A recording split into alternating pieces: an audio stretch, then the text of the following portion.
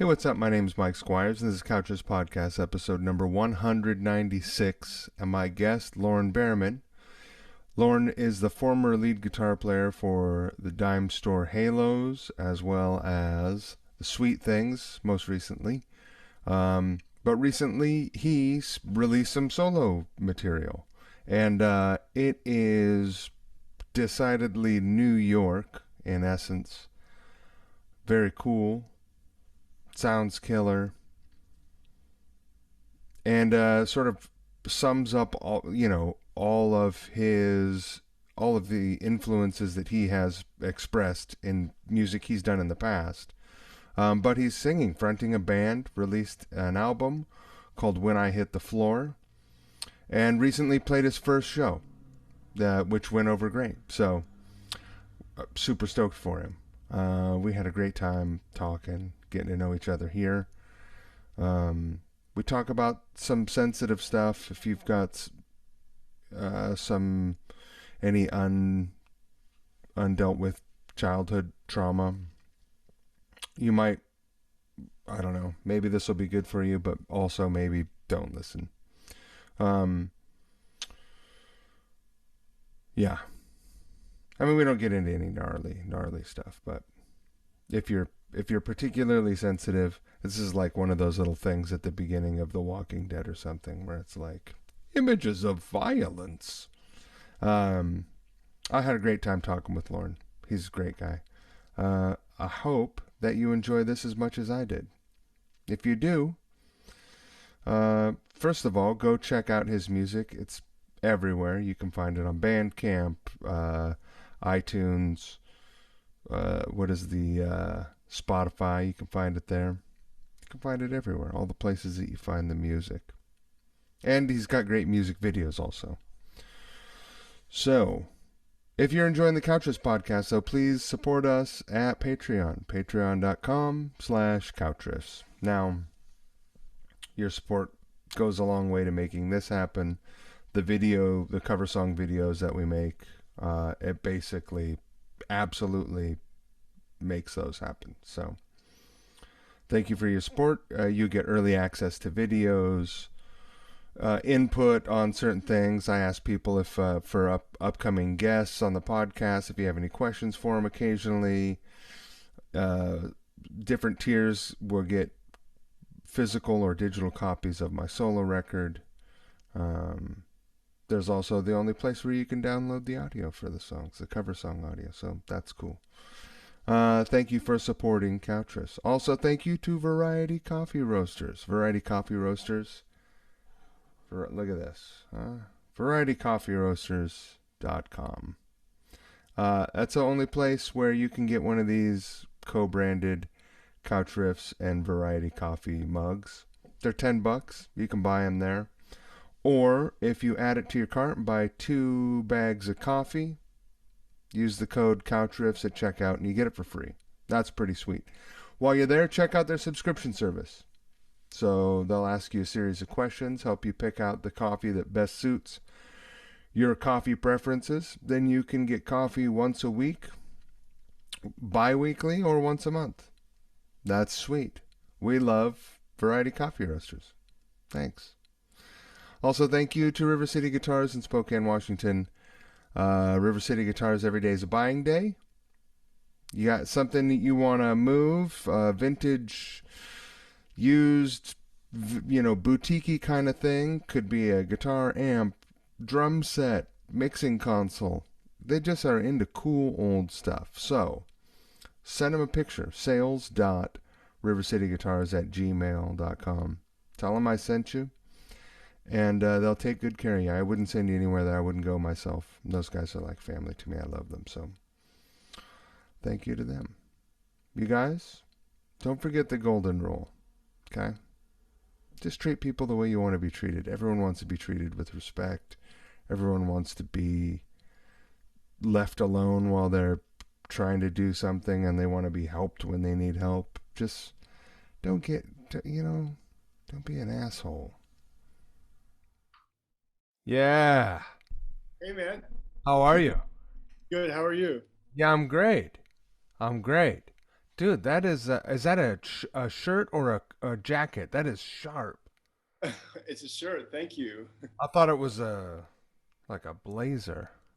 Yeah, no, it's just I call it a blouse. It's my man blouse. Nice. I like that.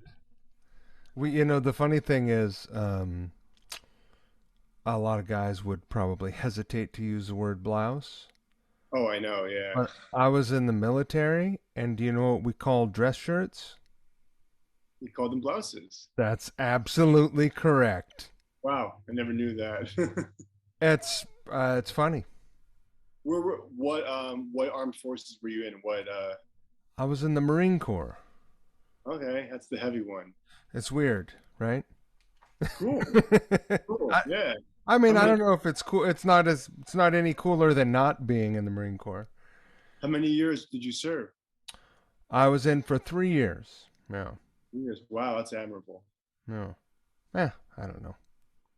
Yeah, we all do what we got to do to get things done, to get where Oh we yeah. want. Where are you from? I'm from California. Where at? Glendale, California, southern, Yeah. near Burbank, Pasadena area. Uh, it's glorified by Frank Zappa. Exactly. Yep. And I think Captain Beefheart used to live in that in Glendale too for a little bit. Who? Captain Beefheart. Oh, rad. Yeah. Beef arts, rad. Oh yeah, totally. How did you end up in New York from California? Well, I went to college in Boston, and I think that I grew up loving or just really admiring New York City. Just I thought the culture would be because Glendale was super quiet, Yeah. and I just had this fantasy, and I ended up, but I was kind of too scared to go to New York, so I went to Boston for college, and then when I They have graduated, colleges in Boston? and then I graduated, and I moved to New York in '97. Did you go to one of the fancy schools? I did. I went to a school called Tufts. Wow. What did you study? I studied philosophy. Which is why you're a musician. I think I read that Kim Thale from Soundgarden was a philosophy major. I thought, okay, maybe I'll do that. That's amazing. Yeah. Uh,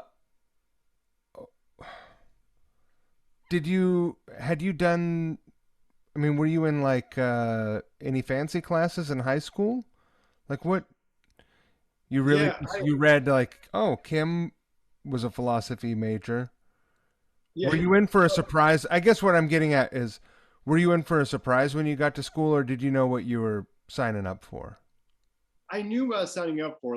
When I was a kid, I was really, really straight laced, and not many people from my family went to college, let alone one of those fancy schools as you call it, Sure. and so it meant it meant like a lot to my mom and dad. My mom didn't go to college, and it meant a lot. And a lot of people, like I said, didn't go. So it meant a lot to them that I went to college. So I really studied. I studied I didn't go to any parties.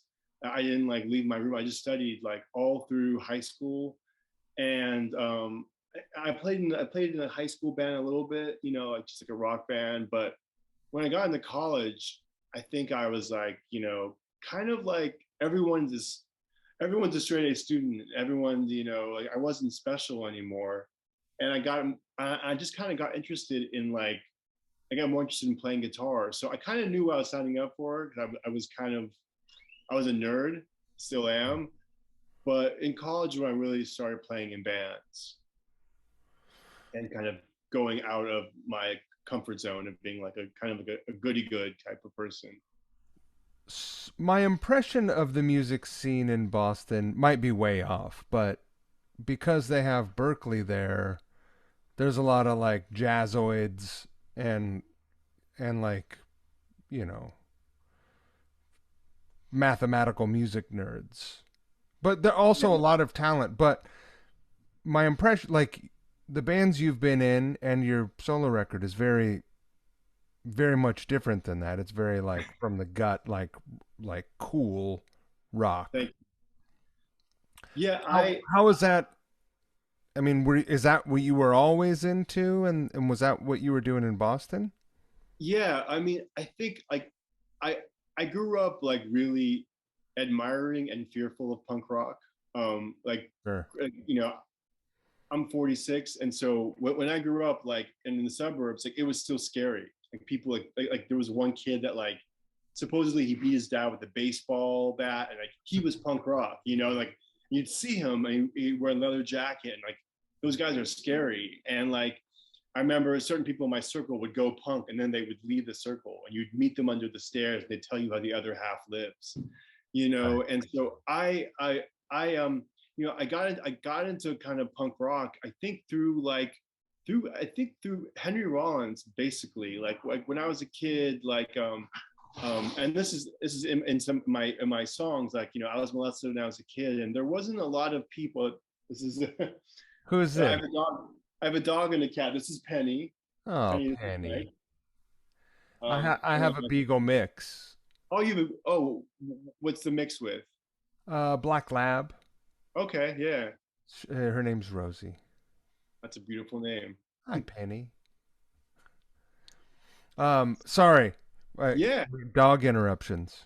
Oh yeah. So I got into like I got into kind of punk rock through like the Henry Rollins, and I was of that age of like alternative music, and that kind of enticed me. And then I kind of traced it back to Black Flag, Stooges, MC5. So yeah, I was never like into like the kind of the Boston math jazzoid thing. And when I got to Boston, like the first band I was in, the Dime Store Halos, first kind of professional band, like we hated that. I mean, like and it was hard to find places to play because like that jam scene was such a big part of the music scene. And like you know like we were really into the Replacements, so we like made fun of everything. We thought like everything was a joke, but like there wasn't the kind of rock and roll infrastructure maybe that there is there now.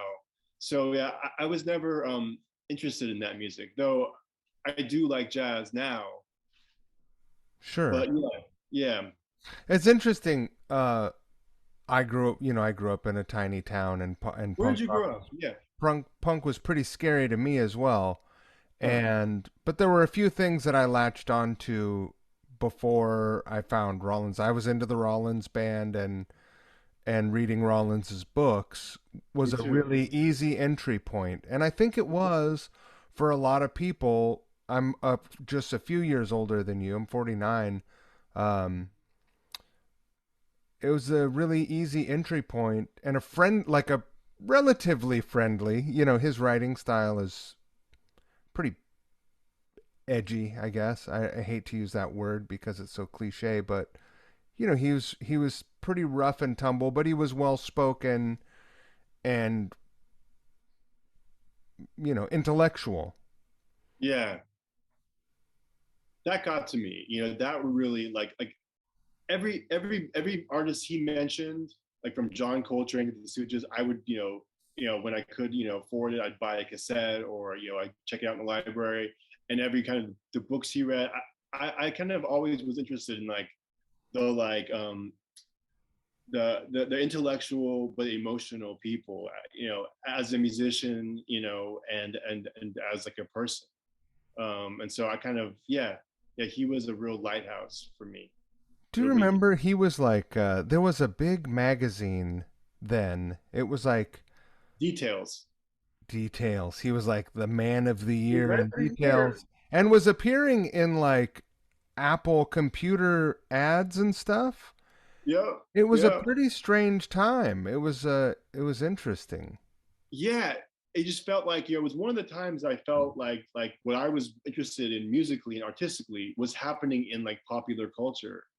Like it was and like yeah, that people were celebrating him, and then other like other musicians who were kind of speaking not just about like sex and drugs, but like other things about like literature or about what they're passionate about, or what they're struggling with in life. It was really, that's when I came up at probably as a guitar player. What were you listening to as a kid, as a nerdy kid, sitting in your room and making sure your homework was done? Were you listening to music, or was that a later thing?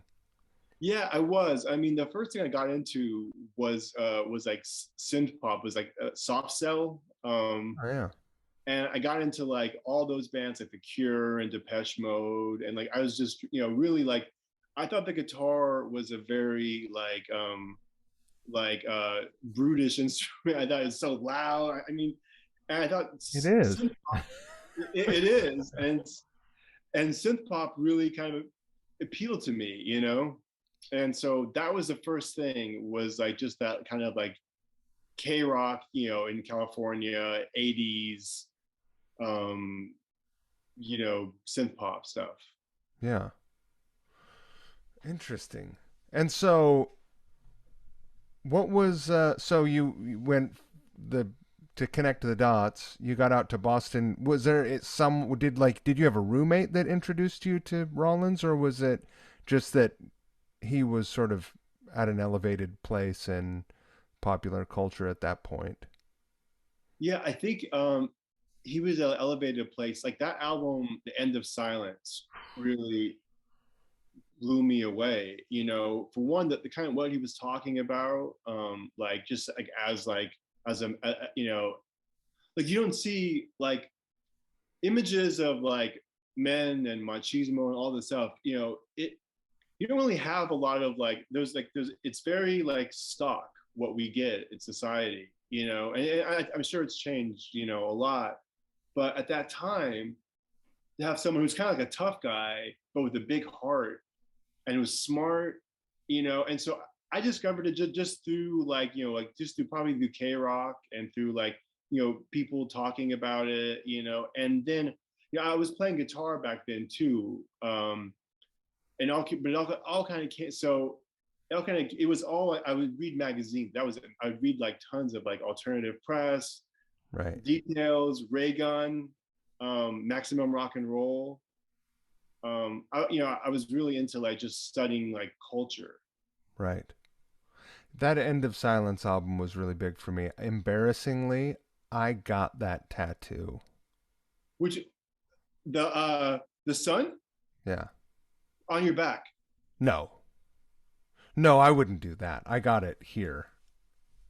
That's Oh wow. That's Yeah. pretty cool, man. I mean, it really meant something to you. Like, what did Oh, it I mean? was super into it. Yeah. What Yeah. did it mean to you, and how did you discover it? Uh, I had, I was in the Marine Corps. I didn't discover him till I was in the Marine Corps. Although Black Flag was definitely on my radar. There were skater kids in my town that were listening to not so much Black Flag because at that point they had slowed down and they weren't into it. They wanted fast shit. Yeah, Um. So I mean, he was on my radar, but not. But that album was the one. yeah. I like the albums before that, but it kind of sounds like sped up ZZ Top or something. It's pretty weird and cool. I dig it. But his books were I was really into the books. I Me still have a too. bunch of them. Me too. I think he's a great journalist. Also, embarrassingly, I started journaling then. I went back and read some of those years later, and I just burned them. Really, like honestly, I lit them on fire and burned them because it was just bad.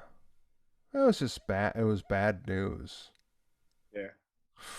When you got to Boston, um, you're halfway across the world essentially. You're all the way across the country. Um, you're a young man striking out on his own. Was that was it weird? Like what were the hardest parts about being away from home? Well, I think, I made a decision like I was really shy and fearful growing up, and like, when I got to Boston, like I really started like getting interested and really wanted to do music. And I remember reading Maximum Rock and Roll, and there was an ad for a guitar player, and I wrote them a letter, I wrote them a letter, and then they responded and like send me a picture. So I drew a picture of myself. I thought, that's not fun. You want a picture, and like also like who would afford to get headshots, like I'm not gonna Right. ask for a headshot. So and then they wrote me back, and I had a chance to really reinvent myself, which I really wanted to do. I was so uptight in high school. Like I wanted to be the first Jewish president, and I was like just very rigid. And then going to college, no one really knew that guy, so I could just be like, I'm gonna be a creative person. Right. Um, so and then when I got that gig in the Dime Store Halos, that first band I was in, it was like, guys who like they didn't go to college. They worked at like Stop and Shop, but they were brilliant. Like I was learning more from these guys, and like about life. And I was young, and I was soaking. That was like I kind of devoted. I got by in school. I did the best I could, but that was like it meant everything to me to play with these guys that were older and discover this music. Was your first gig in Boston? My first gig was at Worcester, Mass, Yeah. which people call it Worcester. Right. And I was 19 or 20. I wasn't able to even drink, and I remember I had a guitar. I had this Paul Reed Smith guitar, Mm-hmm. and I broke a string, and the whole locking thing went out of tune, and I didn't know how to like I was so upset. I didn't know how to translate the chords from like the sixth string root to the fifth string root. Right. And so it was like all the guys were like, it was like a big gig for the band. Everyone was like, they were like pissed at me, and I was like, I wanted just to die, you know. Everyone's got, you've got to learn those lessons the hard way. That's Yeah, when you're like, all right, well, uh, I guess I need to learn some more about this instrument. yeah, or how to change a string, or how to transpose, All change a. that shit. Otherwise, was the gig all right? It was cool. We opened up for this guy, like Johnny Thunders is a big influence for me. And in the 90s, and there was all these people that were influenced by him. So we Yeah. opened up for like this guy named Jeff Dahl, who was like in this band, the Angry Samoans, and he was Hmm. he was like Iggy Pop meets Johnny Thunders with the guitar, and they were like 10 to 15 years older than me, and they just seemed like I was like so inspired by how together they were. Like they had really cool guitars, they dressed cool, they played great, they were in tune, they moved great. Like, They were um, playing the Les Paul Juniors. yep, the Les Paul Junior. I never Younger. see Yeah. anyone actually have that guitar. Right. I never saw it in real life. I was like, oh my gosh, you actually have a cool guitar. And like, they were like, they had this. I'm still unpacking that show like 30 years later. I'm still aiming to be that guy. So it was it was like upsetting that I didn't perform well, but it like changed my whole like chemistry. Did you get yourself a junior eventually? No, I haven't. That's the one guitar I don't have. I really want to get that rock and roll relics one. Oh, Billy makes killer guitars. Yeah, I love his stuff, and so I'm hoping. I have everything else. I have the Telly, the Keith Telly. I have like Black Beauty. I have Zemitis, You but do? yeah, One of the reissues, I'm assuming. yeah. A few years ago, they were doing this thing. Do you have one too? Probably. I don't. I really like those guitars though. Was it a metal Yeah, plate? Oh, I think they're so fucking cool.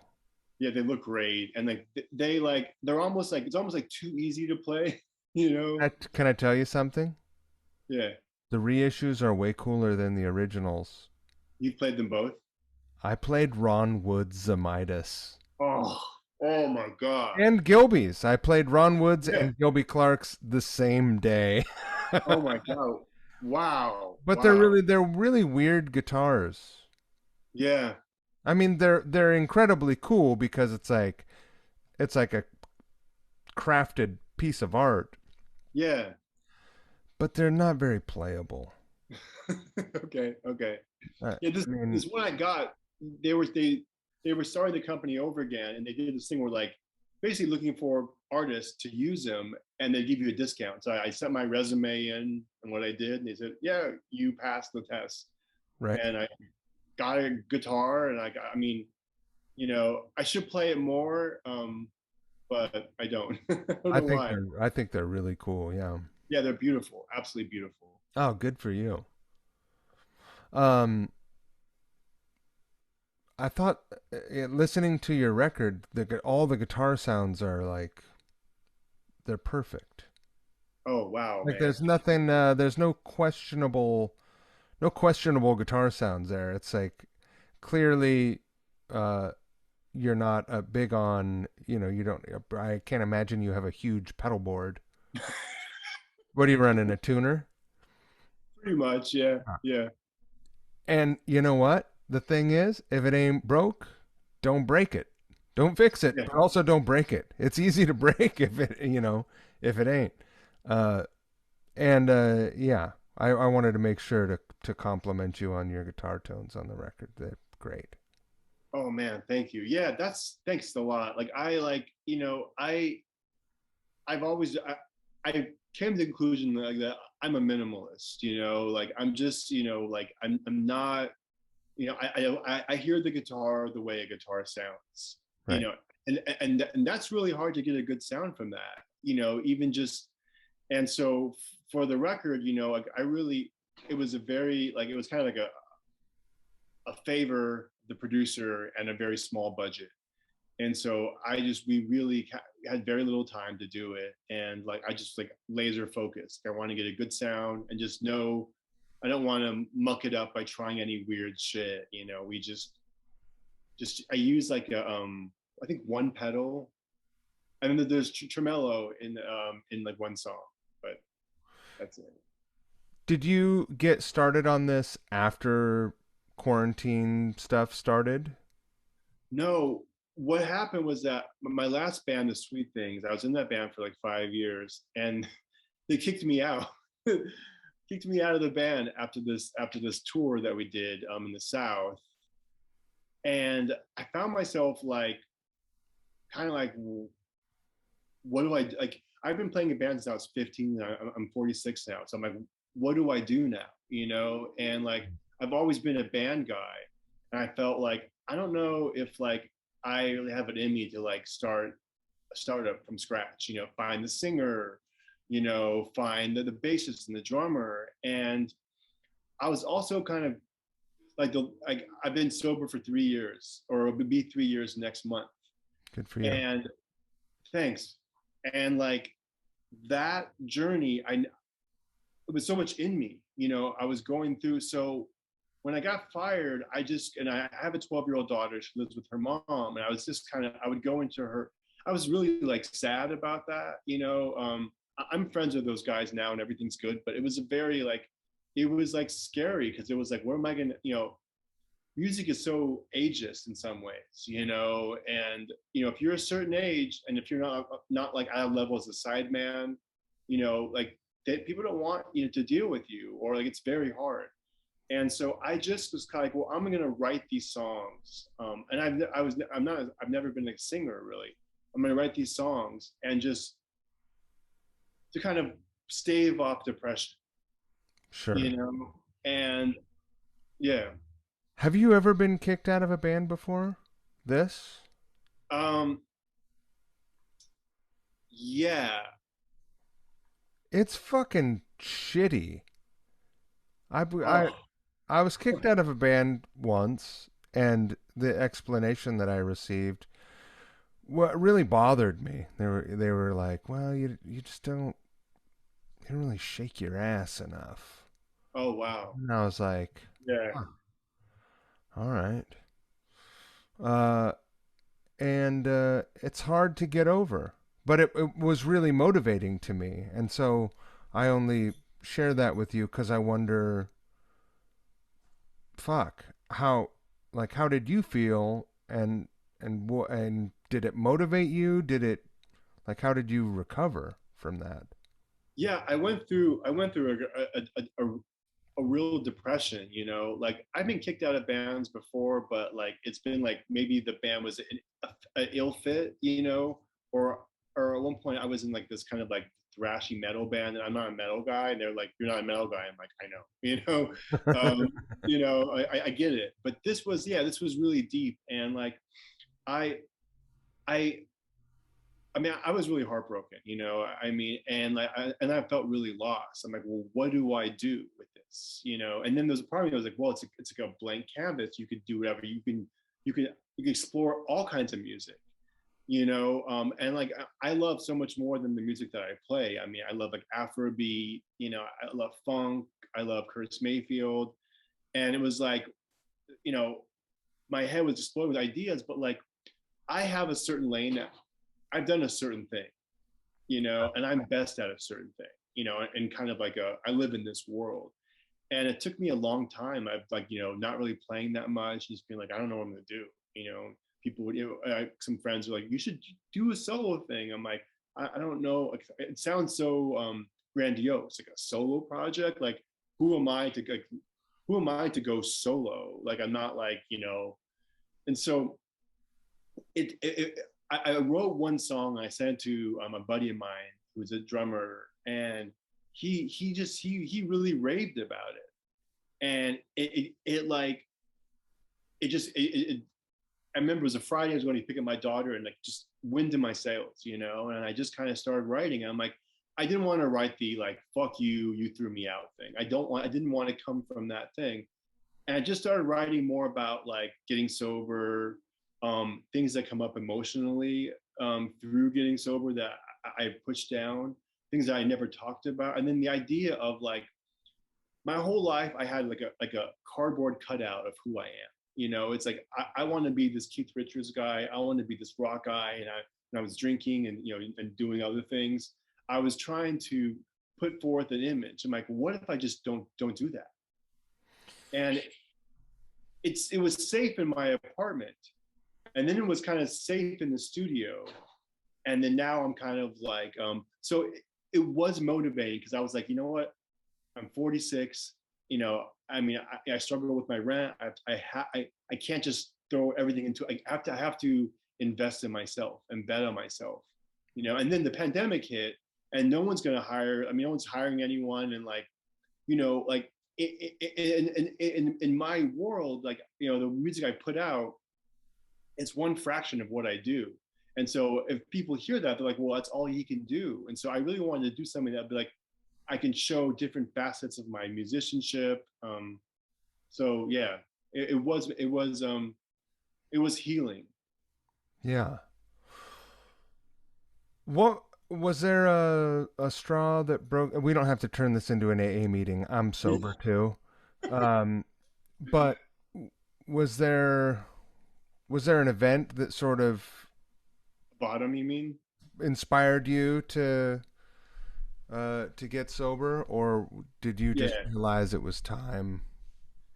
Well, it was like a series of events. It was like one like I remember people in my band and around the music scene, they were using the term raging alcoholic about me. And like I like I'm not like a rageful guy, but like it just was getting to the point where like people that I thought drank a lot were saying that I drink a lot, Right. you know. And then I was doing things where like, you know, like I punched a guy at a bar, you know, which, you know, bar fights happen, but like it's not, that's not what I, you know. I like that. Well, you know, bar fights happen. You know, it's like but I like, part of me was like, that was cool, and part of me was like, dude, like what's happening? And then there was a point where like there was like one night where like I had I had I had gone on these tours with someone who's now like, I mean, my sponsor, I guess, you know, for lack of a better term. And like I had never seen what I'd never seen a sober person before. I didn't like it was very exotic to me. Like, I come from a family, drinking is like a part of our culture, and it's like, it, you drink, it's like kind of like, it's like a macho, or like, you're cool, and like, and there's like, you loosen up, it's, and like, I never, I thought, if you quit drinking, it's like, you were a quitter, or you couldn't handle it. Like, I had this warped vision. So this guy was sober. I'm like, what is this exotic creature? Like, Yeah, man. and he just seemed, and I remember thinking, if I could have just that one little piece of peace like this guy has, like not being hungover, and not being like, what did I do? And like, I have a 12-year-old, so I'm like on tour. I have like, whatever, however old she was then, trying to make my rent through like other things, and just like, there was one night, like, we're like, I just kind of didn't want to. I drank a bottle of scotch. I just didn't want to live, but I didn't have a plan to kill myself, And it was like everything kind of like came to a head, We're like, I knew that, like, I knew that my daughter, she has a great stepfather. I felt like she wouldn't need me anymore, you know, we made this record, and I really alienated my band. And I was really difficult. There was a reason why I got kicked out. And and like, just all this list of things that can't make money. You're in your 40s, and it's like, you should be further along and not be like struggling and being scared about, like, I got to eat ramen, and I'm still doing that even now. Sure. And it's like, and so I remember, like, someone, a tour manager, she sent me like a qualification, and it was a guy, Jack G, and he was a punk guy, and I toured opening up for his band. He was like a bigger guy, and like, the next day I went to a meeting. I just like, I have no else place to go. Like, it just was like, it was like, and just falling asleep, waking up bloody, like on like like a sidewalk, with like a backpack with jumper cables that I must have stolen. I mean, just crazy shit. A lot of So weird shit will happen when you drink to black out, man. yeah, It's scary. You're lucky. yeah, You're lucky to be here. yeah. I mean, I feel really grateful. Thanks, man. Yeah, Um, and it's crazy the people you see at meetings in New York. It's a crazy place. right, right. I mean, It's not. It's not like going to meetings in the country. right, right, right, right. And like, I've been lucky that, like, I try to stay at places that I don't know, that like are real down home. Yeah. You know. Good for you. I think that that is a scary thing for people to quit drinking, especially. I mean, it's like you said, it's a thing that goes hand in hand with rock and roll and the image of rock and roll. It is a thing that bonds members of a band often.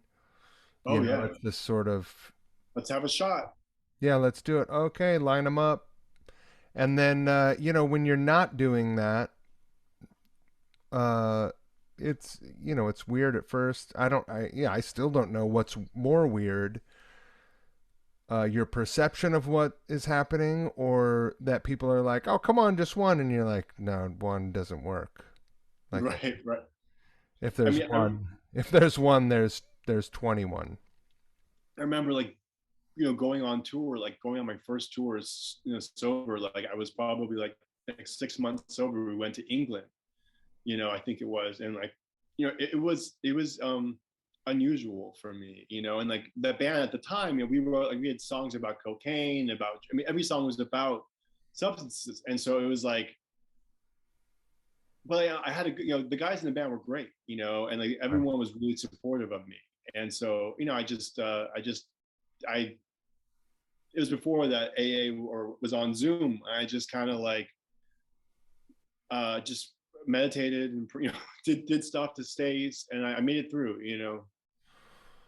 Uh, and at first, I mean, really, the first 6 months is is raw. Like, you are fucking raw, right? Um, I mean, do you mind talking about this stuff? Not at all, And I don't man. want to turn it into a meeting, but if anyone's listening, Yeah, let's. people are listening that can, this can be helpful to them. I Oh think yeah, I I mean, think that's great. yeah, I mean this. I mean, I heard a qualification or someone talk about it that I admired. That's how I got into it, you know. But yeah, the first 6 months, it was, this was like, I remember playing shows and my knees were just clattering. I've been playing live for like decades, I just was like, well, how do I move? You know, how do you go on stage nervous? Yeah. And like we were talking to people, you don't have that prop, and people ask you questions, and you're not like kind of laid back and cool, and like all my inner like nerd is going to come out, and they're going to see like I'm like a fake, and like just playing live, like not drunk. It's like my hands are like tangled. I'm a lead guitarist. I'm like like hoping that it's going to come out clear, but you Really, know, you're just more aware of what's happening. You're still fully capable of all the same things, even more. and then you also realize, oh, like you realize you see flaws in your playing, and you're like, oh shit, like I wasted so many years like thinking, like focusing on like cultivating my like image and like drinking and doing stuff and waiting for people to give me things in alleyways and stuff or whatever, away from practicing, and like when I got sober, I'm like, I should learn like Beatles songs. I should learn like how to actually play the instrument, like I've been holding Right. for 30 years, and like, in the last 3 years, I just kind of been like practicing like what what you do when you're 15 in your room. I've been doing, as a 40 something, but it's been great, man. It's like the best thing ever, as I've heard people say. Was there anything else that you focused on when you first got sober? Did a lot of people take up running, or they start going to the gym? I was running and working out. I was like, it was pretty ridiculous. I should probably be doing that shit still. Uh, Yeah, I could use it now. Um, yeah. Yeah, there. I mean, one was, I used to run a lot even when was messed up, and I'd have friends in my band over, and I would get up, like put like layers. I mean, I'd be like, out of my mind from the night before and just go for a run and thinking that's like I'm gonna get the toxins out, right. like just crazy shit. But like I got more focused in running, but I got more into like, I guess, like self help books and like reading things. I used to just read like, I want to know about, like just reading rock biographies or whatever, and I got more into reading like, like the literature of the program, and then other stuff like, oh, I'm codependent, like, what does that mean, and like, oh, like I was molested as a kid, like how do I unpack that, like, and like just reading books and people recommend books, and I would just I just became really, and podcasts came to, and like just kind of like the idea of like, I thought that like if you asked for help, like you weren't macho, or for me, I wasn't macho, or I had no self-esteem. Like I'm a piece of shit. I don't deserve help. Like, and you Sure. don't ask for help. You just sit there and you deal with it, and you're sad, and you just move on. And so just kind of, so that became and I would go to meetings, like, tons of meetings. I was in this little cocoon of playing shows, going to meetings, and just hiding from everyone, I guess, and like, now I feel like a part of the world again, almost 3 years later, you know. I've literally never talked about it, but I was molested as a kid. It was the I'm first time I've sorry. ever said it out loud. But I thought it was really brave that you wrote. I mean, you wrote a song about it, and I think in the '90s, people started being more vocal about it, but not men. You know, Yeah, not really. yeah. It still was not a thing that people talked about. Um, a few people have come out and talked about it, but there's, it's a very difficult subject to approach because uh, aside from your own like baggage that you might be hauling around with it, there's the, well, I mean, what about how, I'm doing okay. What are people going to think when I say this? Like, what is, the perception, like, Yeah. of what kind of damaged goods you are, or whatever, you know. Uh, and so I commend you for being vocal about that, and not just writing a song and recording it, but sharing it. Thank you. Um, yeah, I am, without digging too far, I would imagine getting sober probably helped you sort through some of that stuff.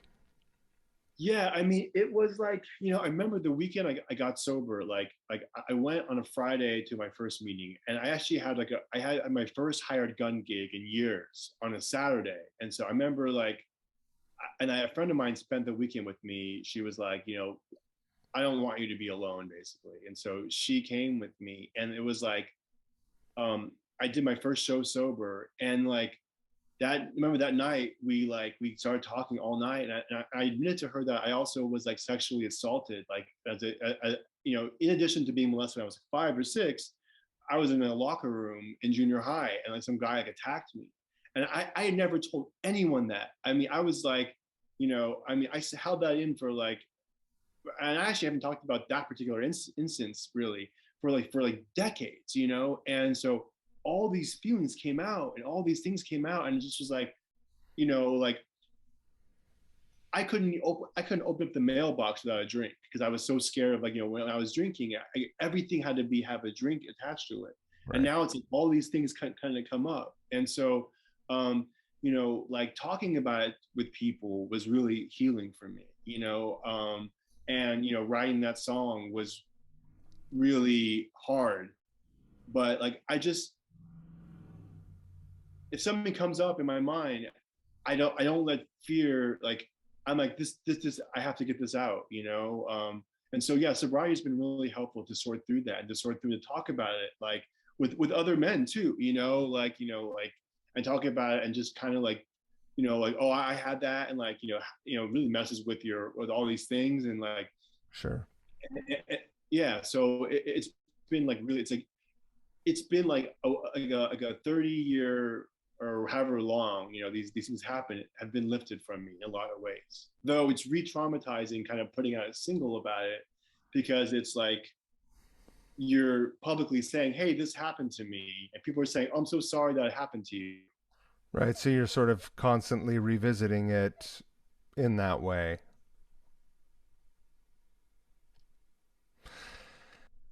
It's still, I think it's an important thing for people to talk about, and My voice is unstable. How do I do uh-oh, this?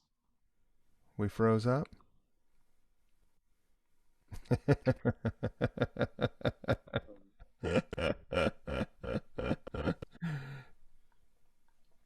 Can you hear Are me? you there? Yeah, you're frozen. It's okay. We keep talking as you fiddle with that thing. Oh, are you gone?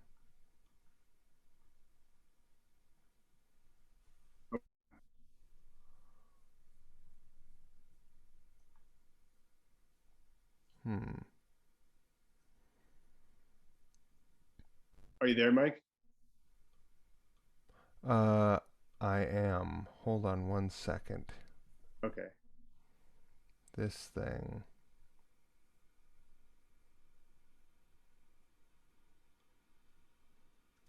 There we go. Well, that was an awkward freezing moment.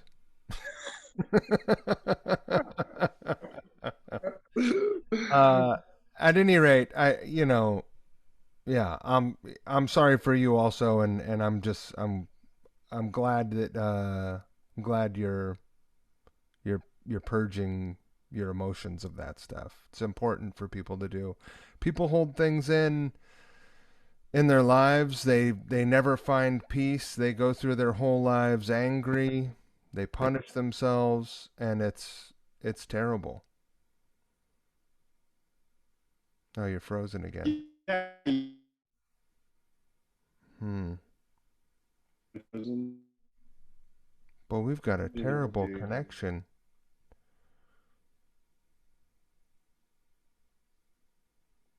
Hmm.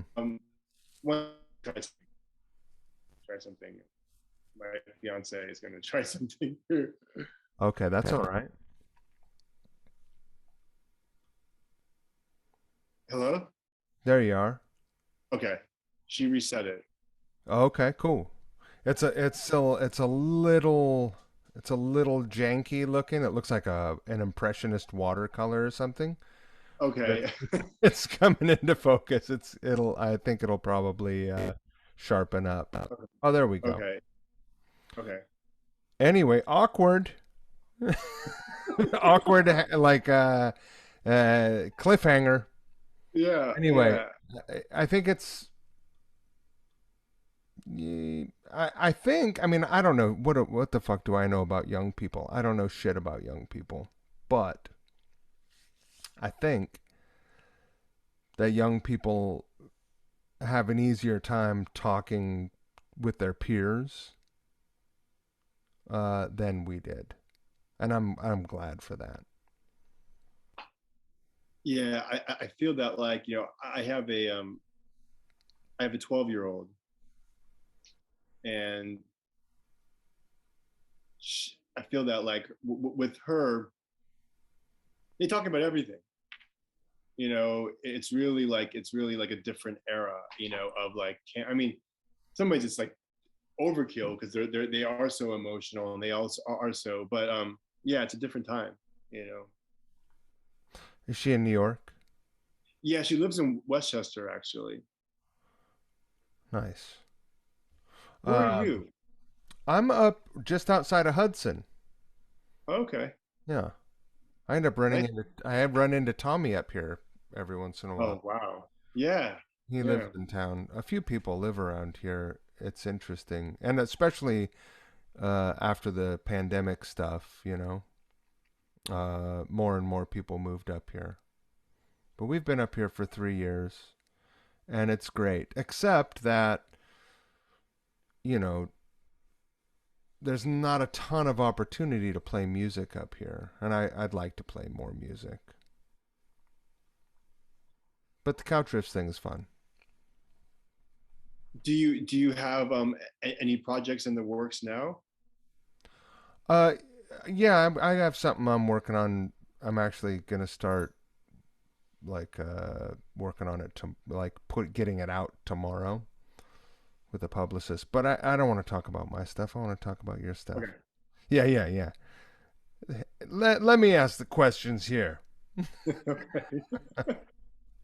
Uh, do you have do you have a band to support this record, or do you have a plan to play shows? Do you have a record release or anything? Yeah, the EP comes out Friday, and Sunday I'm doing a show, and we've been rehearsing. Yeah, I have. You know Rob Flores? Who? Rob Flores. I've seen him play. He plays with Frank. Yeah, Frank plays yeah, with him sometimes in that cover band thing. yeah. Mule Kick, right? Yeah, yeah. I've met him, but I don't really know him.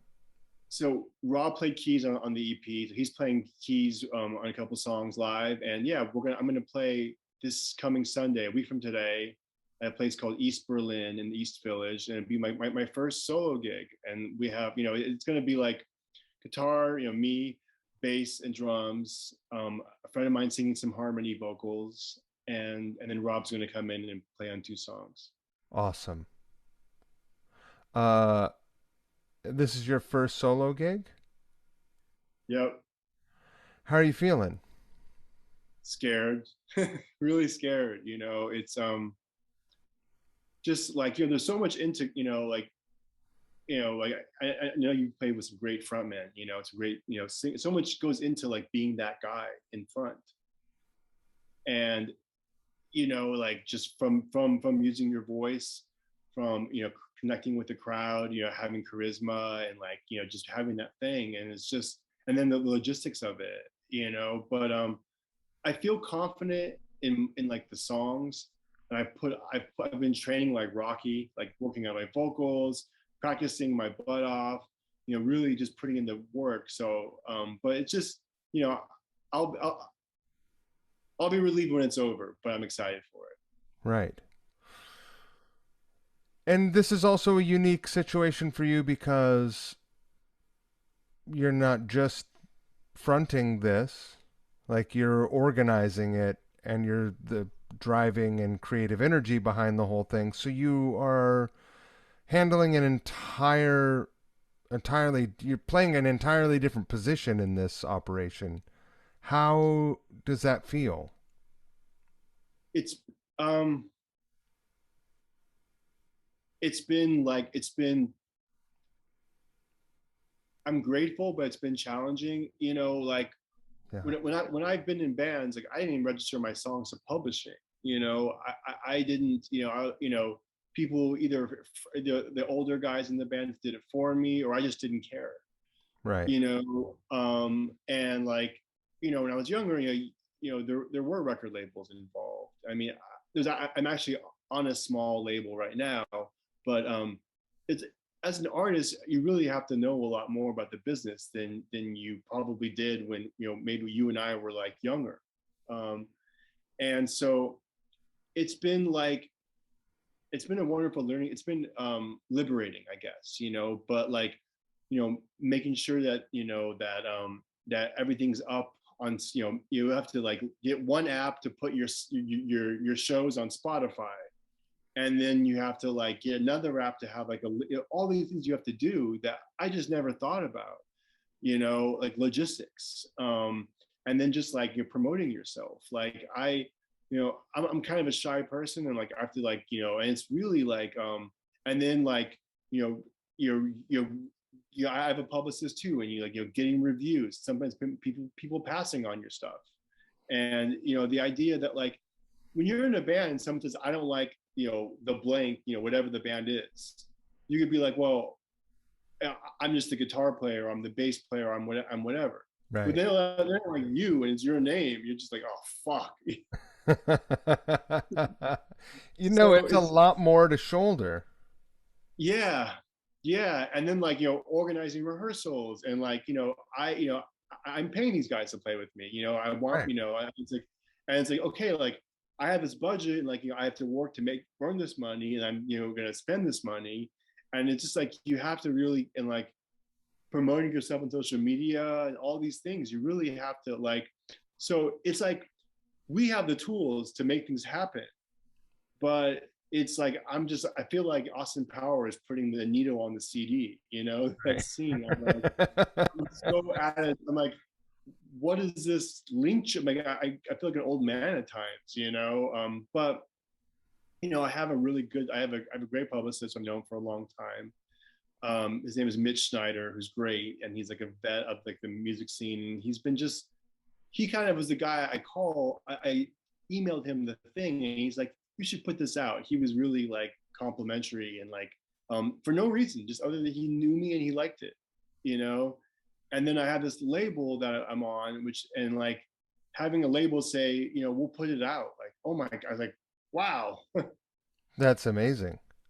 But that's got to feel fucking that's got to feel great. Do you feel I mean, one thing that I've definitely tried to focus on especially in the last few years cuz I'm I'm pretty far from the city, although it's only, honestly 2.5 hour drive is a piece of cake now. It almost took that long for me to take the train to parts of Queens, right, from Brooklyn. Oh yeah. Um, so I feel like my experience this year getting my thing ready, I feel like I wasted a lot of time. Like if I would have Oh yeah. tried to do something younger, I wouldn't be experiencing these things for the first time. Although if I had tried to do it when I was younger, it would have been a shitload messier, and it would have just been a messy affair. Uh, is there any part of you that wishes you would have done all this stuff earlier? Yeah, I mean, I think about that a lot, like I've been working on like my singing, like kind of learn how to sing falsetto and learn how to harmonize.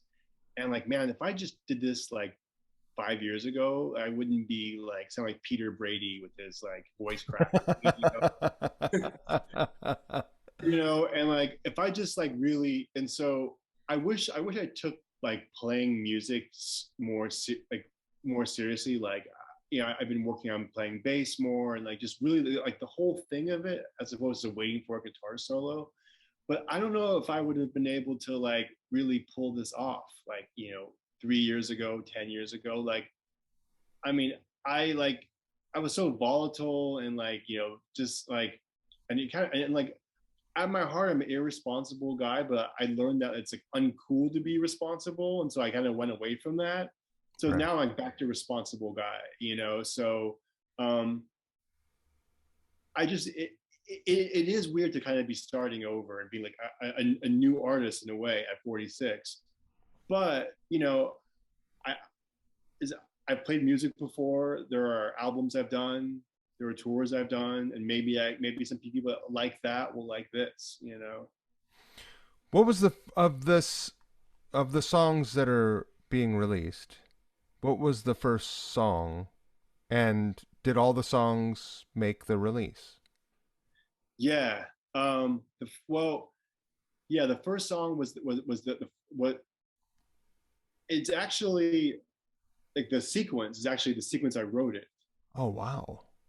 Yeah, and I was really deliberate. Like I'm like I really want to end with like a Faces style like acoustic thing, and I want to have this kind of weird like murder ballad in there.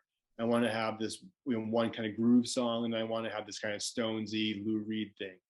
So I knew that. So it's just like the first song came to me, and then like once I got that vote of confidence from my buddy, um, they all started just coming. And I was like, okay, I was gonna do a single, and I was gonna do like, well, if I'm gonna go in the studio for one song, I might as well just go in the studio for like a little 4 song thing. And then since then, now I have a 10 song record like written, ready to go that I want to record in the winter. Awesome. Uh, you have a definite. I mean, everything about your songs says New York to me. Even though I hear the Faces, I hear the Stones, I hear Velvet Underground, I hear Richard Hell, I hear all the stuff, right? Um, but you have a Lou Reed vibe to your vocal delivery, and he's got to be an influence, right? I mean, you name checked him a little bit, but Yeah, yeah. I mean, like it's weird. It's like when I wrote the first song, like a lot of times I've done music where I really kind of approach it like, okay, we want to sound like this, and like you kind of like you aim it for something like, and with this, I didn't really have intentions of it being commercially released, so I wasn't trying to do like an art project, like trying to like do something. But when I sent the song into like the producer and my friend Darren, they both were like, "This is very like Lou Reed, like New York, the New York album." And like, it's my favorite. I mean, like, I love that stuff. So it definitely is an influence, and it's like I have a certain voice, and I have a certain like ability as a singer. I think I'm really working to grow and to become more of a singer and to really evolve. But huge influence, and like I talked about before, like I love like literate like lyrics. I love like sure. people, and so and he's one of those guys. He's like a poet with a guitar, and that's kind of what I've always wanted to be. But I also love lead guitarists too. So if I can combine like Ace Frehley with all these other things. Where did you record at? Mercy Sound in the city. It's on 14th Street. Oh, It's kind of a small little studio, and we basically like went in there. I mean, these songs have never been rehearsed. Like I never like I'm only now hearing them with a full band. We multi-tracked. It was COVID time, right. so we went in there with masks on. The drummer, I played the rhythm guitar, and then we did the rhythm guitar and we just layered it, you know. But there was never like in a, you know, I never heard the songs like come to life, and now I have. But yeah, but I love that everything you mentioned, like Richard Hell and like, you know, Lou Reed. That's definitely television. Yeah. Oh yeah. For I, you know, I hear a little television in your lead lines too, for sure. Yeah, I love that. Thank you. Uh, how good did it feel to hear those songs come together? Because did you write them on acoustic or with I, electric and a little headphone amp? I wrote them on I practice always on an unplugged electric. So just because I'm so scared of annoying neighbors and Sure.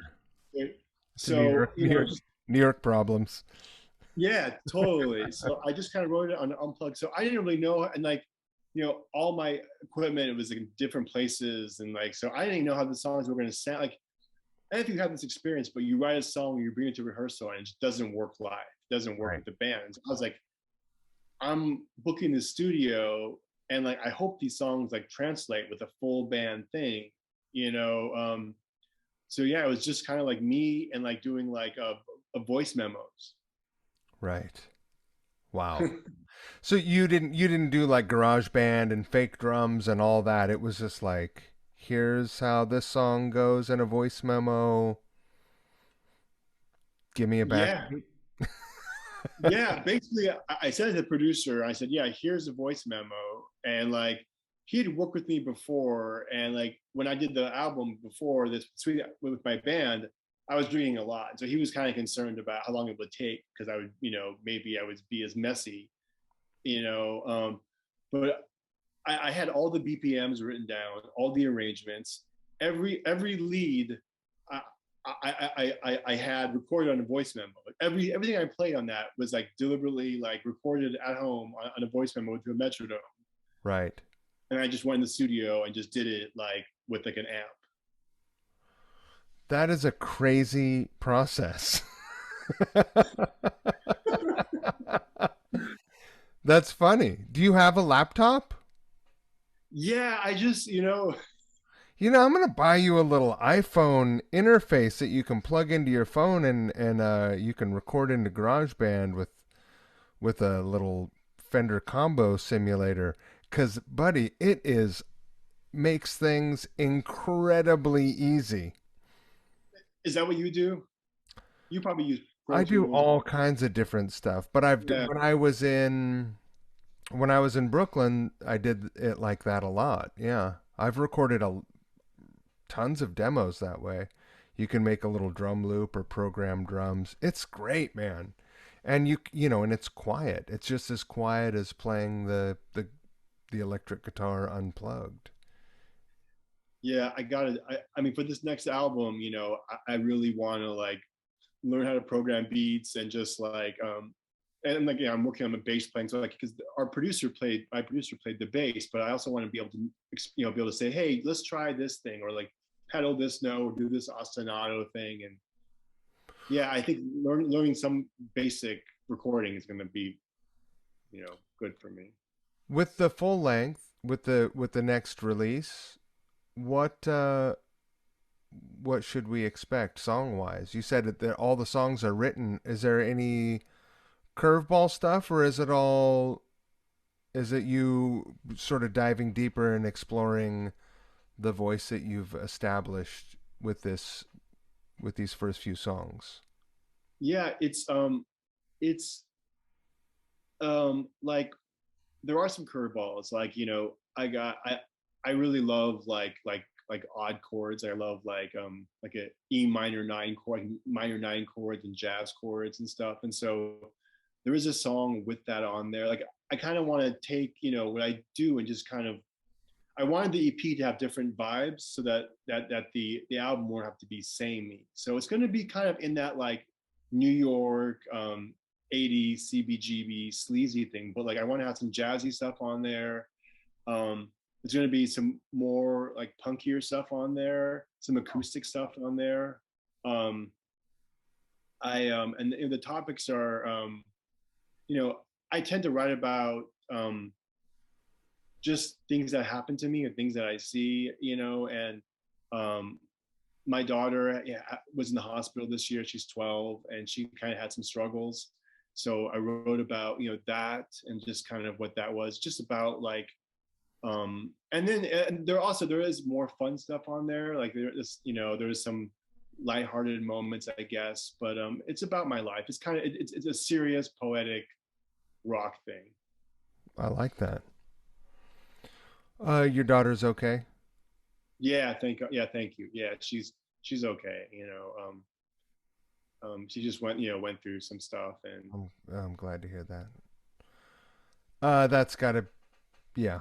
What a time to have to deal with anything where you're going to a medical facility, but right. imagine, you know, everything is a challenge these days, or everything sort of feels a little more challenging than ever before. So I'm glad you're on the other side of that. I hope. Yeah. Oh yeah. Thank you. Thank you. Um, well, I'm excited for your show, man. I Thanks. wish I could be there. Actually, I She did too. I know we Thank just met. Yeah. I wish I could be there. Um, I got my uncles coming to town. I got my uncle coming to town. Um, Oh, I've heard you talk about your uncles a little bit. my uncles were fucking crazy. That's Yeah, what I hear. yeah. But they're they're cool. It's fine. They're everyone's grown up. Great.